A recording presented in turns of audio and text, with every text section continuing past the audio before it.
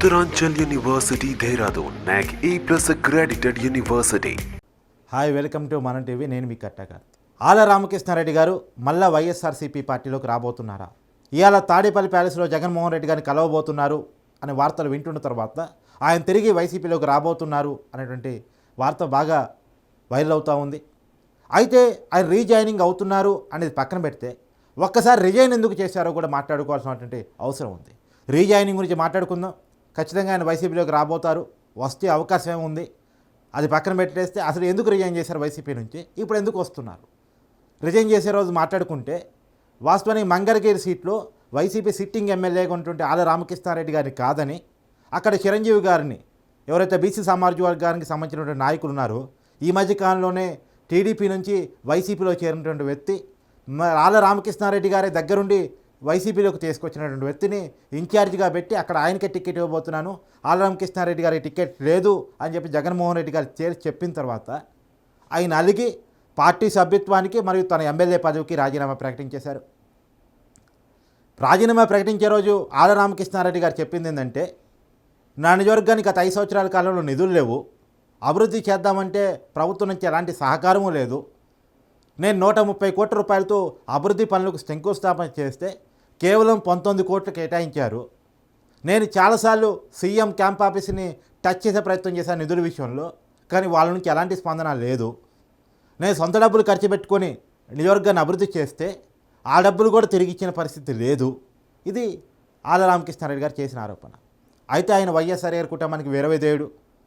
మొదటి నుంచి వైసీపీకి అండగా దండగా ఏపీలో ఉన్నటువంటి వ్యక్తి, అంతకుముందు రాజశేఖర రెడ్డి గారి కాంగ్రెస్ పార్టీలో ఉన్నటువంటి వ్యక్తి. కాబట్టి ఆయన సహజంగానే బయట వేరే పార్టీలోకి వెళ్ళలేడు. కాకపోతే అక్కడ ఎమ్మెల్యేకి రాజీనామా చేశాడు తప్ప ఆయన వేరే పార్టీలోకి పోగలిగిన వ్యక్తి కాదు. వాస్తవానికి గతంలో చంద్రబాబు గారు అధికారంలో ఉన్నప్పుడు 2014 నుంచి 2019 వరకు టీడీపీ మీద చాలా పెద్ద పోరాటం చేసినటువంటి వ్యక్తి జగన్మోహన్ రెడ్డి గారి తరఫున ఆల రామకృష్ణారెడ్డి గారు. అయితే సరే, ఏదో కారణంతో అలిగారు, పార్టీకి రిజైన్ చేశారు. ఎక్కడికి పోవాలనుకున్నప్పుడు ఆయన షర్మిలా గారి నాయకత్వంలో వైఎస్ఆర్ గారి బిడ్డ షర్మిలా గారు కాంగ్రెస్ పార్టీ బాధ్యతలు తీసుకుంటున్నటువంటి సమయంలో షర్మిలా గారి సమక్షంలో ఆయన కాంగ్రెస్ పార్టీలో చేరారు. ఆయన వాస్తవంగా షర్మిలా గారు ఏపీ రాజకీయాలకు రావడంలో, కాంగ్రెస్ బాధ్యతలు స్వీకరించడంలో ఆల రామకృష్ణారెడ్డి గారి పాత్ర కూడా కీలకమైనటువంటిది. ఆయన కూడా షర్మిలా గారిని ఏపీ రాజకీయాల్లోకి ఆహ్వానించారు. రాజశేఖర రెడ్డి గారి అభిమానులకి వైసీపీలో స్థానం దక్కట్లేదు, గౌరవం దక్కట్లేదు, మళ్ళా కాంగ్రెస్ పార్టీని పునర్జీవం చేసుకోవాలి అని చెప్పేసి ఆయన షర్మిలా గారిని ఏపీ రాజకీయాలకు ఆహ్వానించారు. వాస్తవానికి ఆల రామకృష్ణారెడ్డి గారికి తెలియదా, ఇప్పటికిప్పుడు ఏపీలో కాంగ్రెస్ ఏమీ లేదు, ఈ ఎన్నికల్లో అయితే ఏ ప్రభావం చూపలేదు, ఆ పార్టీ నుంచి గెలిస్తే ఎమ్మెల్యేగా గెలవలేను అని ఆల రామకృష్ణారెడ్డి గారికి తెలియదా అంటే తెలుసు. కానీ వైసీపీలో గౌరవం లేదనే కారణంతో ఆయన పార్టీ మారటం జరిగింది. పార్టీకి రిజైన్ చేసి కాంగ్రెస్ పార్టీలోకి వెళ్ళటం జరిగింది. ఇవాళ ఈ మధ్యకాలంలో మనం చూసాం ఇండియా టుడే సర్వే తర్వాత, అలానే ఐపాక్ టైం ఇచ్చినటువంటి రిపోర్ట్ తర్వాత, ఇండియా టుడే సర్వేలో వైసీపీ కేవలం 8 ఎంపీ సీట్లే వస్తాయని చెప్పారు. ఐపాక్ ఒక ఇంటర్నల్ సర్వే చేసింది, అది వైసీపీకి కేవలం 77 స్థానాలు మాత్రమే గెలవడానికి అవకాశం ఉంది అని చెప్పేసి ఒక సర్వే ఇచ్చింది. ఈ మొత్తం పరిణామాల తర్వాత జగన్ గారు ఎందుకు ఓడిపోతున్నటువంటి రివ్యూ చేసుకున్నటువంటి పరిస్థితుల్లో ఆయనకు అర్థమైన కొన్ని విషయాలు ఏంటంటే, నేను వైఎస్ఆర్ గారి కుటుంబం నుంచి దూరం జరిగాను అంటే వైఎస్ఆర్ గారి అభిమానులు దూరం పెట్టడం స్టార్ట్ చేశారు, ప్రజల్లోకి ఒక సంకేతాలు వెళ్ళాయి, రాజశేఖర రెడ్డి గారి అభిమానులకి పార్టీలో అన్యాయం జరుగుతుంది, రాజశేఖర రెడ్డి గారి కుటుంబానికి ఎవరైతే మొదటి నుంచి విధేయులుగా ఉన్నారో వాళ్ళందరికీ పార్టీలో అన్యాయం చేస్తున్నారు, జగన్మోహన్ రెడ్డి గారి తరఫున గొంతెత్తి అరిచిన వాళ్ళందరికీ టికెట్ లేదని చెప్తున్నారు అని చెప్పేసి ఒక రాంగ్ సంకేతం ప్రజల్లోకి వెళ్ళింది అనేటువంటిది జగన్మోహన్ రెడ్డి గారు గుర్తించారు. అందుకనే ఆ మొట్టమొదటి రాజీనామా చేసి షర్మిలా గారి సమక్షంలో కాంగ్రెస్లో చేరినటువంటి ఆల రామకృష్ణారెడ్డి గారి నుంచే గురి స్టార్ట్ చేశారు. వాళ్ళ బ్రదర్ అయినటువంటి రాజ్యసభ సభ్యుడైనటువంటి అయోధ్య రామారెడ్డి గారితో చర్చలు జరిపించారు, విజయమ్మ గారితో మాట్లాడించేశారు, రకరకాల ప్రయత్నాలు చేసి మొత్తానికి ఆల రామకృష్ణారెడ్డి గారిని మళ్ళా సొంత గూటికి చేర్చుకునే ప్రయత్నం చేశారు. ఈ మధ్యకాలంలో మనం చూస్తూ ఉన్నాం, షర్మిలా గారు అగ్రెసివ్గా ఏపీ రాజకీయాల్లో వెళ్తూ ఉన్నారు, జగన్మోహన్ రెడ్డి గారు విమర్శిస్తూ ఉన్నారు. ఆ అగ్రెసివ్నెస్ చూసిన తర్వాత ఎంతో కొంత వైసీపీ ఓట్ బ్యాంకు చెదిరిపోయే అవకాశం ఉంది అనేటువంటిది ఐపాక్ ఇచ్చిన రిపోర్ట్లో కూడా జగన్మోహన్ రెడ్డి గారికి వచ్చింది. షర్మిలా గారి ఎఫెక్ట్ ఉంటుంది అని చెప్పేసి, అంటే కాంగ్రెస్ పార్టీ గెలవలేదు కానీ వైసీపీ పార్టీని ఓడించగలే పరిస్థితిలో షర్మిల గారి వాయిస్ ఉంటుంది అనేటువంటిది ఐపాక్ టీం ఇచ్చినటువంటి రిపోర్టు. ఇది గమనించి షర్మిలా గారి బలాన్ని తగ్గించకపోతే, షర్మిలా గారి వాయిస్ని కనుక తగ్గించకపోతే ఖచ్చితంగా ఎన్నికల్లో ఆ ప్రభావం ఇబ్బందికరంగా మారుతుంది అని చెప్పేసి. ఎందుకంటే ఒక విషయాన్ని చంద్రబాబు గారు చెప్పింది వేరు, ఒక విషయాన్ని పవన్ కళ్యాణ్ గారు చెప్పింది వేరు, అదే విషయాన్ని షర్మిలా గారు చెప్పడం వేరు. ఎందుకంటే జగన్ గారి సొంత సోదరే జగన్మోహన్ రెడ్డి గారిని వ్యతిరేకిస్తుంది అనేటువంటి సంకేతం. రెండోది రాజశేఖర రెడ్డి గారికి వేరే విధేయులుగా ఉండేటువంటి వాళ్ళే, ఆ కుటుంబానికి మొదటి నుంచి అండగా తోడుగా నీడగా ఉన్నటువంటి వాళ్ళే వచ్చి వాళ్ళు జగన్మోహన్ రెడ్డి గారిని విమర్శిస్తే అది ప్రజలు పంపించే సంకేతాలు వేరు. ప్రత్యేకించి వైసీపీ ఓట్ బ్యాంకులో పంపించే సంకేతాలు వేరు. ఎందుకంటే వైసీపీ ఓట్ బ్యాంక్ అంతా కూడా ఒకప్పటి కాంగ్రెస్ ఓట్ బ్యాంకు. ఖచ్చితంగా రాజశేఖర రెడ్డి గారి అభిమానులు అనుచరులు ఇన్ఫ్లుయెన్స్ చేయగల ఓట్ బ్యాంక్ అది. సో దాన్ని గమనించినటువంటి జగన్మోహన్ రెడ్డి గారు నష్ట నివారణ చర్యల్లో పడ్డారు. ఆళ్ల రామకృష్ణారెడ్డి గారిని చర్చలు జరిపించారు. వాస్తవానికి గతంలో పార్టీ మారుతానటువంటి వాళ్ళని, నాకు టికెట్ ఇవ్వకపోతే బాగోదు అని బెదిరించినటువంటి వాళ్ళని క్యాంప్ ఆపి దగ్గర కూడా రానిటువంటి జగన్మోహన్ రెడ్డి గారు ఫస్ట్ టైం నష్ట నివారణ చర్యల్లో పడేసి చర్చలు జరపడం మొదలుపెట్టారు షర్మిలా గారి ఎఫెక్ట్ తర్వాత. ఓ రకంగా చెప్పాలంటే ఖచ్చితంగా గత ఇండియా టుడే సర్వే తర్వాత అయితే ఏంటి, తర్వాత ఐపాక్ టీం ఇచ్చిన రిపోర్ట్ తర్వాత అయితే ఏంది, నష్ట నివారణ చర్యలు చేపట్టారు. మొత్తానికి చర్చలు సఫలమైనట్టున్నాయి. ఇవాళ తాడేపల్లి క్యాంప్ ఆఫీసులో ఆళ్ల రామకృష్ణారెడ్డి గారు జగన్మోహన్ రెడ్డి గారిని కలవబోతున్నారు. ఆయన తిరిగి వైసీపీ గొట్టికి రాబోతున్నారు. ఇది రిజైనింగ్ గల కారణం, తర్వాత రీజాయినింగ్ గల కారణం.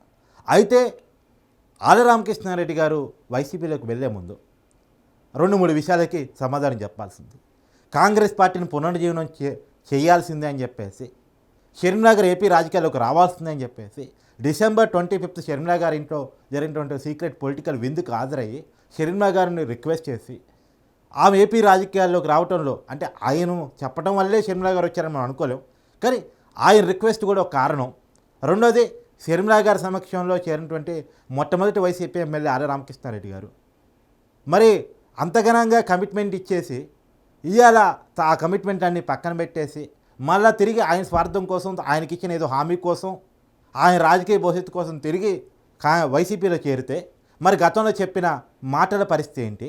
ప్రత్యేకించి రిజైన్ చేసిన రోజు నా నియోజకవర్గ అభివృద్ధికి జగన్మోహన్ రెడ్డి గారు వైసీపీ ప్రభుత్వం సహకరించలేదు అని చెప్పిన మాటల పరిస్థితి ఏంటి? అంటే ఇవన్నీ ప్రజలు మర్చిపోతారు, ఎన్నికల దాకా గుర్తులుండవు, ఏం చెప్పినా నడిచిపోతుంది అనే కారణాలా ఏంటో తెలియదు. కానీ వీటికైతే సమాధానం ఆళ్ల రామకృష్ణారెడ్డి గారు చెప్పాలనేటువంటి అవసరం అయితే కనపడతా ఉంది. మరి ఆయన చేరతారా, మళ్ళా మనసు మార్చుకొని షర్మిలా గారితోనే ఉంటారా అనేది పక్కన పెడితే గట్టిగానే మైండ్ వాష్ అయింది అని చెప్పేసి మనకు వస్తున్నటువంటి సమాచారం. గట్టిగా ఆయన తిరిగి వైసీపీలో చేరాల్సింది. వైసీపీలో కూడా ఒక కీలక బాధ్యతని, కీలక పదవిని మన ఆళ్ల రామకృష్ణారెడ్డి గారికి ఇవ్వబోతున్నారు అనే ఒక సమాచారాన్ని మనం వింటూ ఉన్నాం. వాస్తవానికి నేను గతంలో చెప్పినట్టు ఆయనేమి వైసీపీని అంత తొందరగా వీడగలిగిన వ్యక్తి కాదు. కాకపోతే అక్కడ గట్టిగా హట్ అయ్యాడు. ఆయన చెప్పకుండా జగన్మోహన్ రెడ్డి గారి లక్షణం ఏంటి అంటే ఆయన ఎవరికి చెప్పి నిర్ణయాలు తీసుకోడు, ఒంటరిగా నిర్ణయాలు తీసుకుంటాడు. ఆయన నిర్ణయాన్ని ప్రభావితం జరిగేది ఒక సజ్జల రామకృష్ణారెడ్డి గారు సూచనలు తప్ప ఇంకేమీ కావు.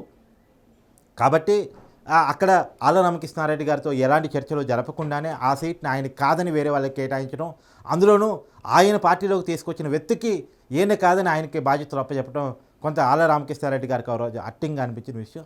ఏదైనా హర్టింగ్ అనిపించినా ఆ రోజు ఆయన చెప్పిన మాటల్లో ఉన్నటువంటి వాస్తవాలు ఏవైతే ఉన్నాయో ఆ వాస్తవాలకి సమాధానం చెప్పాల్సిన, ప్రజలకు సమాధానం చెప్పాల్సినటువంటి అవసరం అయితే మనకు కనపడతా ఉంది. ప్రత్యేకించి ఈ విషయాన్ని నిజవర్గాలకి అభివృద్ధికి జగన్ గారు డబ్బులు కేటాయించలేదు అనేటువంటి విషయం ఆయన ఒక్కరే చెప్పలేదు.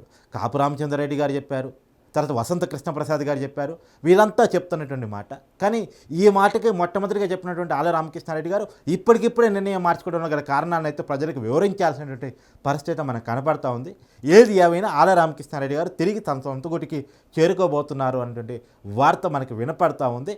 అందులోనూ జగన్ గారు షర్మిలా గారి పార్టీని ఎట్టి పరిస్థితుల్లో తగ్గించాలి, కాంగ్రెస్ పార్టీ ప్రభావాన్ని ఈ ఎన్నికల్లో లేకుండా చేయాలి, షర్మిలా గారి పక్కన ఉన్న నాయకులను ఒక్కొక్కరిగా, అంటే తనను వదిలేసి షర్మిలా గారి వైపు ఎవరైతే వెళ్ళారో వాళ్ళందరినీ తిరిగి తెచ్చుకోవాలి అని చెప్పేసి యాక్షన్ ప్లాన్ అయితే మనకు కనబడతా ఉంది.